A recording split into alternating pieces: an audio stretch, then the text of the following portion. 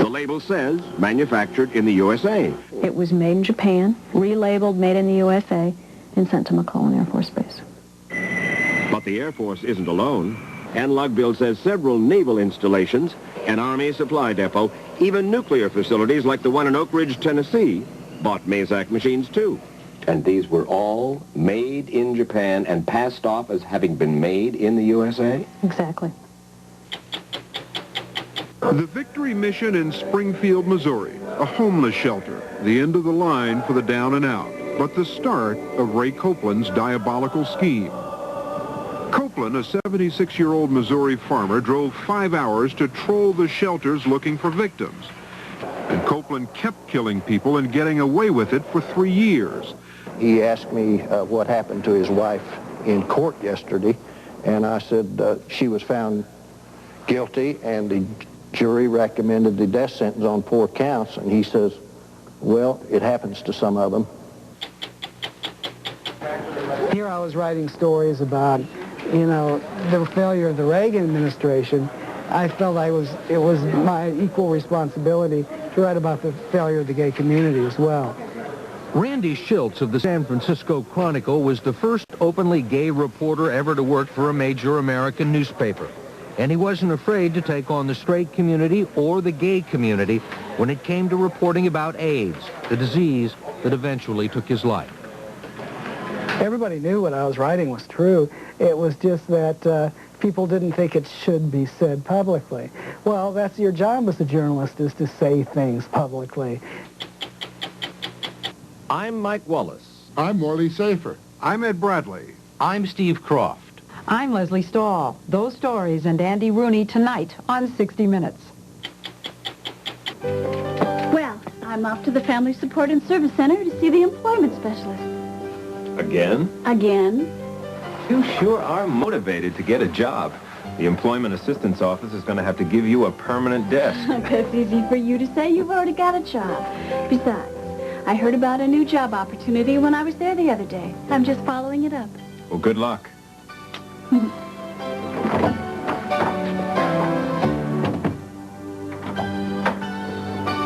Well, how'd it go? I did it. I got a teaching job for next semester in the off-duty education program. I knew that degree would come in handy over here. Well, that and some perseverance. What's the name of the course that you're going to teach? Well, it's called Marriage and Family Issues. And it looks like I won't have to go too far for research material. Very funny. See your employment specialist at Army Community Services or your Family Support and Service Center. Are you allowed up here? Of course. Whose wheelchair? That was my grandmother's. She had Huntington's disease. What's that? It's like your brain cells die. When you can't control your body, then you die. Ew, why keep the wheelchair? Because it's hereditary. My daddy could get it. I'm not supposed to know this, but I could get it too when I grow up, unless they find a cure. Please help keep Huntington's from attacking another generation. If I am captured, I will continue to resist. By all means available. I will make every effort to escape and aid others to escape. I will accept neither parole nor special favors from the enemy. The code of conduct. Words to guide you. It was difficult to believe. A big and powerful Japanese manufacturer of machine tools taking Made in Japan labels off their products and replacing them with labels saying Made in the USA. What was even more difficult to believe was that the deal involved millions of dollars and the customer was the U.S. Air Force. But those were the facts we reported back in October of 1992. Well, a lot has happened since then. More about that later. But none of it would have come to light had it not been for the persistence of a quiet cost accountant in Cincinnati named of Fred Petticone. He blew the whistle. Back in 1988, Fred Petticone says he found documents to prove that the machine tool company he was working for was breaking the law. Petticone worked here for Mazak, a Japanese-owned company with a plant and offices here in the United States. And he says he discovered something his Japanese bosses wanted to keep secret. that the company was taking Japanese-made products and passing them off as made in the USA. Here's something saying made in the USA, and it's clearly not made in the USA, it's made in Japan, and why in the hell are you doing it that way? Mazak was doing it that way, says Petticone, to evade the law. A law called the Buy American Act that says the U.S. military, when buying equipment like machine tools, must give preference to items made in America. Time after time, says Petticone, Mazak won lucrative military contracts by promising that the goods they were selling would comply with that law. But he says nothing could have been further from the truth. You're 100% certain of this? I'm 100% certain. And you've got the paper to prove it? We have the paper. I have the paper. So does attorney Ann Lugbill. She's with a firm that has gained recognition for representing other whistleblowers and is now representing Petticone. She has spent 2 years poring over documents relating to the sale of hundreds of Mazak machine tools. Mazak supplied machine tools to the U.S. government, certified that they complied with the Buy American Act, and in fact they did not. They were Japanese machine tools. They were not manufactured here. McClellan Air Force Base in California ordered this Mazak machine. The label says manufactured in the USA, but shipping documents say something else entirely, that it actually was manufactured in Japan. It was made in Japan. Mazak never manufactured that machine in the United States at any time. Shipped from? Shipped from Nagoya, Japan. To? Shipped to the Florence, Kentucky facility, uncrated, Japanese crates taken off. A few slight changes made in the machine, relabeled, made in the USA, and sent to McClellan Air Force Base. Mazak sold this machine to Kelly Air Force Base in Texas, promising once again it would be manufactured at Mazak production in Florence, Kentucky. But documents show the machine was shipped directly from Nagoya, Japan, to Houston, Texas, never even stopping at the Mazak factory in Kentucky. And when Mazak sold this machine to Hill Air Force Base in Utah, the documents again said the machine's makers would comply with the Buy American Act. But this invoice tells the real story. The machine was actually manufactured in Japan. What you're saying, Miss Lugbill, is that Mazak knowingly broke the law, and that the people at Mazak here in Florence, Kentucky, knew that the law was being broken. Correct? That's right. And in his memo, a Mazak supervisor refers to the Kelly Air Force Base contract and admits that Mazak engaged in the Japanese equivalent of, quote, fancy footwork to avoid complying with the Buy American Act. But the Air Force isn't alone. Ann Lugbill says several naval installations, an Army supply depot, even nuclear facilities like the one in Oak Ridge, Tennessee, bought Mazak machines too. And these were all made in Japan and passed off as having been made in the USA? Exactly. But they're thumbing their nose at a U.S. law. That's right. They did not take our law seriously. Those allegations come as no surprise to these former Mazak workers, Jack Jump, Ron Reed, and Tony Mueller. They say they know how the company transformed machines from Japanese-made to American-made. You personally saw Personally saw. machines come in from Japan? Japan. Crated, said Japan. Japan. Said made in Japan. Made in Japan. And you would do what? We will uncrate it, clean it, Yeah. change labels from made in Japan to made in America, put the machine tool membership association tag on it, made in Florence, Kentucky label on it, re-crated an American-made wooden crate, then sent it back out under the pretense that made in America. This document, written by a Mazak distributor, contains detailed instructions for turning a Japanese-made machine into one that appears to qualify as made in America. It says, uncrate the machine from the Japanese container, reskid as if the machine was built in Florence, Kentucky, mount the manufactured in the USA tag on the left front side. What went through your mind when you were asked to do this, when you were told to do this? We weren't very happy about it at all, but then again, we was put in a position, you do it, keep your job, or you can find work elsewhere. But you're saying, hey, wait a minute. This is dishonest. This is not the truth. Well, our conscience bothered us quite a bit. My father was in the Second World War. He flew with the Flying Tigers. He's a fighter pilot himself. You were 82nd Airborne. Right. You were a U.S. Marine. But when it came down to the nuts and bolts about the situation, and you confronted your supervisor about this, If you said anything at all, you put on the blacklist. I complained to the plant manager, who was of Japanese origin. I was told if I didn't like it, I could hit the street. And what happened to Fred Petticone when he complained to his boss at Mazak? He said to me, don't worry about it. You don't want to, this is a Japanese situation. You don't need to get involved in it. That was my direct supervisor. I went to his supervisor. He told me not to worry about it. You have a good future with this company. Mind your business. Essentially mind your own business. So you forgot about it? No, I didn't forget about it. I called customs. Back in 1988, Petticone took his documents to the U.S. Customs Service, the agency that is supposed to investigate violations of the Buy American Act. He figured they'd put a stop to the goings-on at Mazak. But just what did the government do? Well, Petticone says they did nothing. I don't know why, but I think you stand a better chance of avoiding the law if you're a Japanese company working in America than an American company.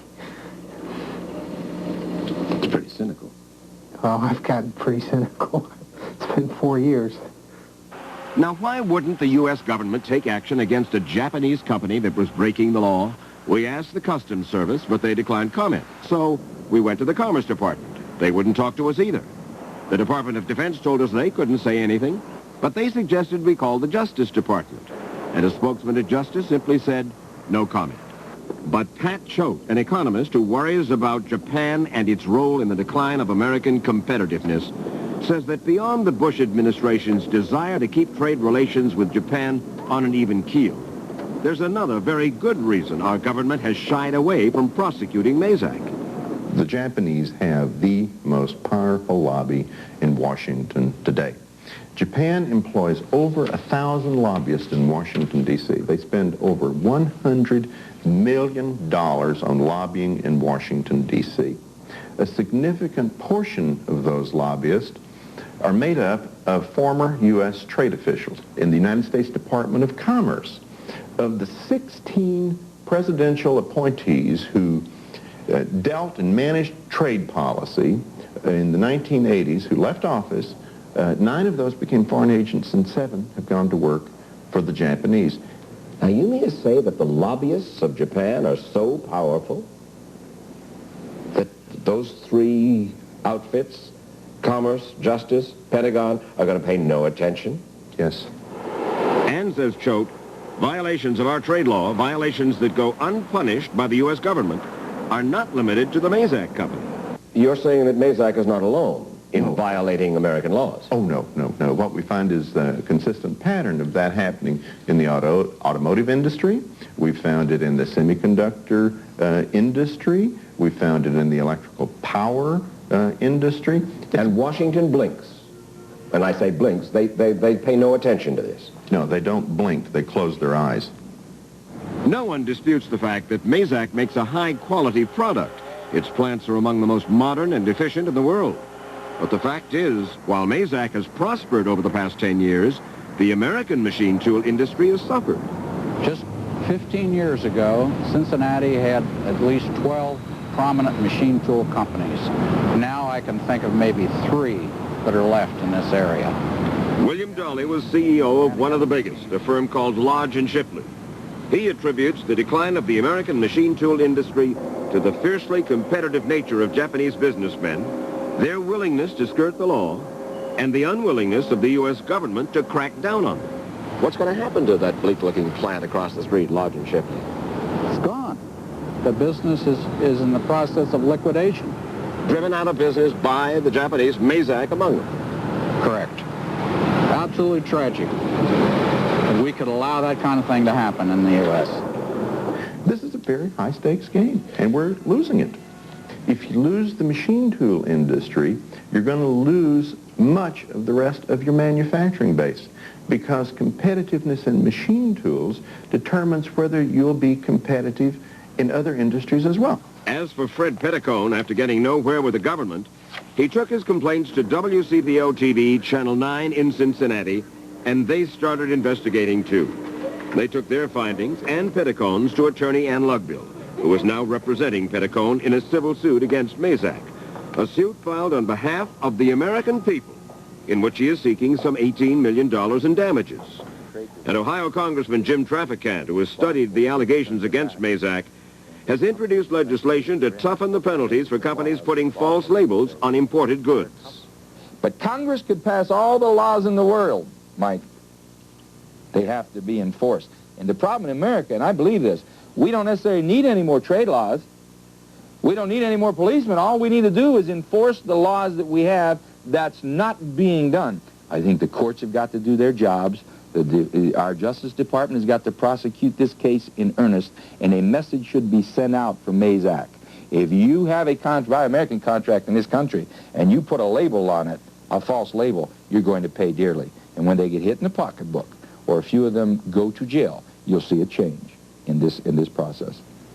But for now, says Fred Petticone, the whole episode has left him disillusioned, turned off on the political party he thought was committed to protecting American jobs.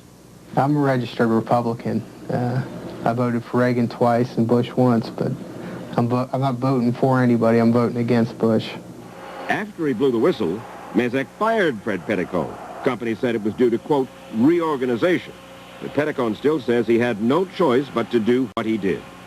So you did it out of a sense of duty, out of a sense of country, out of a sense of...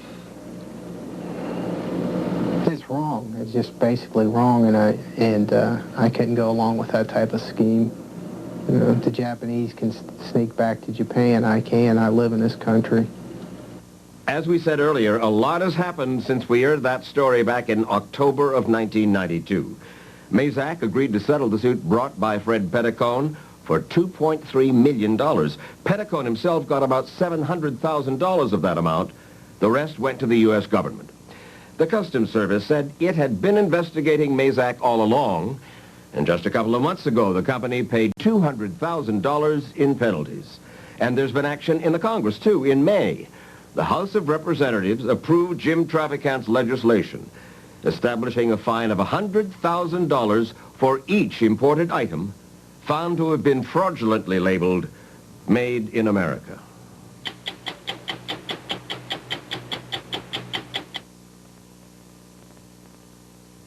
USARO's Commander-in-Chief, General David M. Maddox. Soldiers in Europe are re-enlisting or expanding in numbers far in excess of the rest of the Army. That says something about life in USARA, and says something about our great USARA soldiers. Soldiers are staying in Europe for a variety of reasons.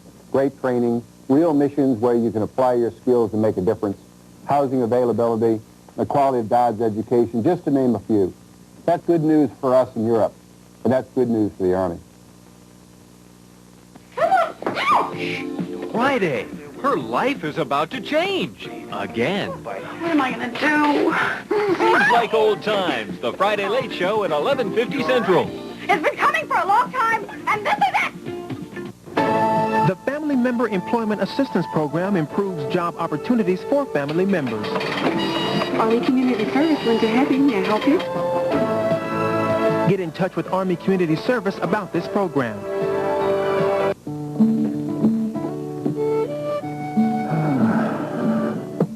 When James Bennett came yelling at my window last night, I thought my house was on fire. Turns out his wife was in labor. It was a breech birth, and we nearly lost her. But she pulled through, her and a 9-pound boy. Life is a precious thing. Embodied by the country doctor of days gone by, the spirit of compassion has a special place in American history. The spirit was present after the 1906 San Francisco earthquake, when the armed forces assisted with rescue operations. It was there during the liberation of concentration camp prisoners in World War II. And it continues today in groups like the Peace Corps, providing assistance to countries in need. Seeing Mary Bennett holding that baby reminds me what my job is really about. It's the spirit of compassion. Jim? Gothic gone mad. That's what Missouri's Attorney General called it. An elderly farm couple convicted of luring homeless men into a cattle rustling scheme and then killing them. The most heinous serial murders in Missouri's history. We first told you about this 2 years ago, but the calculated, cold-blooded killing might still be going on if it weren't for an amazing string of coincidences that cracked the case.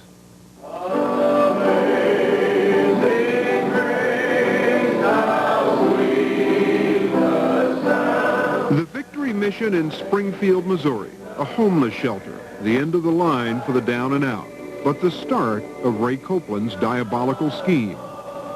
Copeland, a 76-year-old Missouri farmer, drove 5 hours to troll the shelters looking for victims.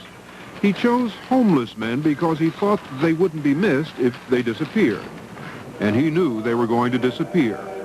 Copeland made them a tempting offer, according to Missouri's Attorney General, William Webster. He paid them $50 a day, room and board, and $50 a day is very good pay when you're talking about people without a dollar in their pocket who are living on cots or floors and drinking out of huge kettles of soup. So he was pretending to save them, but he was really planning to kill them. What they got was unfortunately a one-way ticket. Copeland would take the men he found to some small town like Ludlow, Missouri. Now, there's not much here. There's just one main street, one gas station. There are only 178 people who live here. But there are two things that Copeland needed. One is a post office, and right next door, a bank. First, Copeland would take his man to the post office so he could get him a post office box. That would give him an address.